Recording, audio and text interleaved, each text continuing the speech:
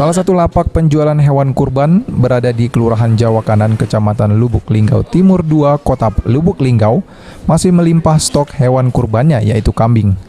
Sepinya pembeli ini cukup dikeluhkan oleh para pedagang hewan kurban, apalagi kini hari raya kurban tinggal beberapa hari. Ariel, salah satu pedagang hewan kurban, mengaku saat ini belum ada kambing kurbannya yang laku. Orang yang datang bukan untuk membeli, namun hanya bertanya soal harga saja.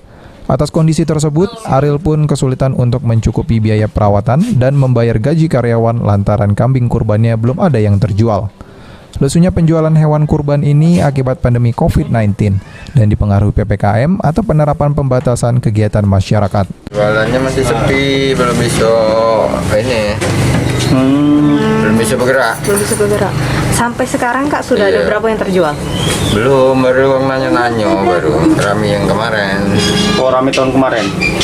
Kalau tahun kemarin lah terjual berapa kalau nak deket cek ini? Deket ini ya sekitar 20-an lah sudah terjual. Udah ada yang nginden ya?